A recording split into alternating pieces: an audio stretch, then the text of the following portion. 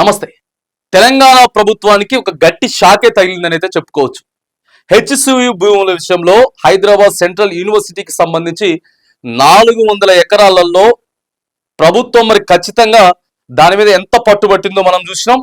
అక్కడ ఉన్నటువంటి యూనివర్సిటీ విద్యార్థులు అంతే అంతే స్థాయిలో పట్టుబట్టి ఆ భూములను మేము ఎలాగైనా కాపాడుకుంటాం, ఒక తెలంగాణ ప్రాంతానికి సంబంధించినటువంటి విద్యార్థులు మేము కాదు, రాష్ట్రం దేశవ్యాప్తంగా కూడా విద్యార్థులు ఇక్కడ ఉన్నారు, 4 ఏళ్ళు 5 ఏళ్ళు చదువుకుంటాం వెళ్ళిపోతాం, కానీ ఇక్కడ చెట్లను నరికేయడం కరెక్ట్ కాదు అని చెప్పి సో అక్కడ విద్యార్థులంతా కూడా పోరాటం చేసిండ్రు. ఇక ప్రతిపక్షాలు ఇవన్నీ పక్కగా పెడితే, ప్రతిపక్షాలు రాజకీయాలు ఇవన్నీ పక్కగా పెడితే ప్రభుత్వానికి విద్యార్థులకు జరిగినటువంటి విషయం ఏదైతే ఉందో సో అది కోర్టు దాకా పోయింది, సుప్రీం కోర్టు దాకా పోయింది. ఎందుకంటే ఓ వైపు ప్రభుత్వం లేదు ఇవి మా భూములే, లేదు వాళ్ళు యూనివర్సిటీ భూములే, ఇది కాంగ్రెస్ ప్రభుత్వం పెద్దలే ఇచ్చిర్రు, కానీ ఇప్పుడు అదే కాంగ్రెస్ ప్రభుత్వం గుంజుకునేటటువంటి ప్రయత్నం చేస్తూ ఉంది. సో అక్కడ కొన్ని జింకలు కానీ నెమళ్ళు కానీ ఇతరితర పక్షులు కానీ చనిపోతా ఉన్నాయి, రాత్రిపూట మొత్తుకుంటా ఉన్నాయి, అక్కడ సంచారం లేక చుట్టుపక్కల ఇళ్లలోకి పోతా ఉన్నాయి, ఇటుపక్క యూనివర్సిటీలు వస్తూ ఉన్నాయి. సో ఇట్లా ఒక 15 నుంచి 20 రోజులు రాద్ధాంతం నడిచింది.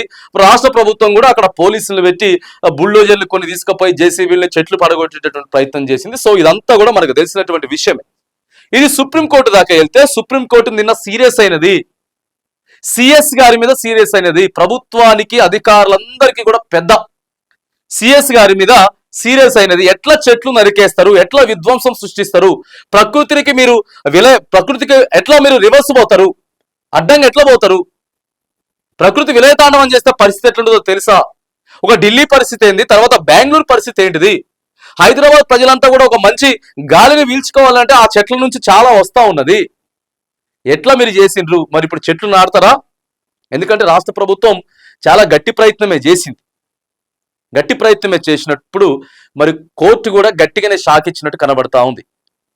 ఒక 1/2 డజన్ మంది అధికారులు కూడా సిఎస్ గారితో జైలుకు వెళ్లాల్సి ఉంటున్నటువంటి పరిస్థితి అని చెప్పి స్పష్టం చేసింది కోర్టు. సో నిన్న మనం దినపత్రికలు కావచ్చు, సోషల్ మీడియాలో కూడా చూసినాం ఇవంతా.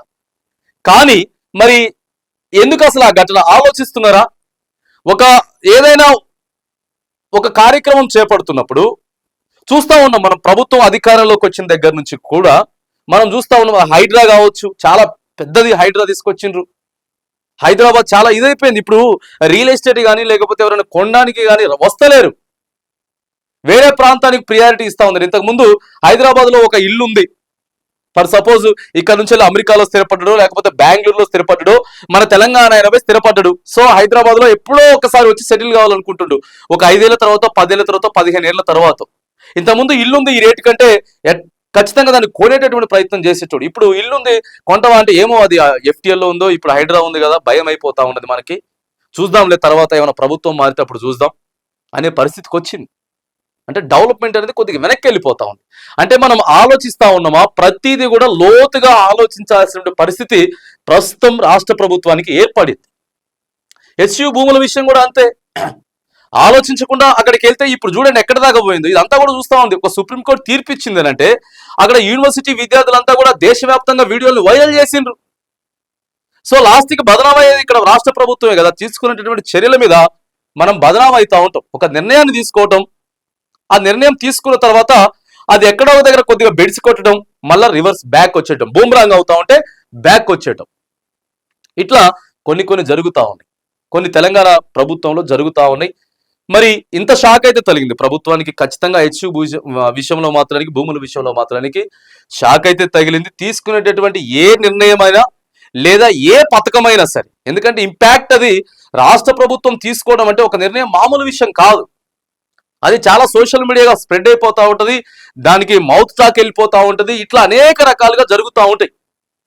మనం ముందుకెళ్ళగలిగితే అది ఎంత మేరకు ప్రజలకు మంచి చేస్తుంది, ఎంత మేరకు రివర్స్ అవుతుంది అనేది రాష్ట్ర ప్రభుత్వం ఆలోచన చేయాలి.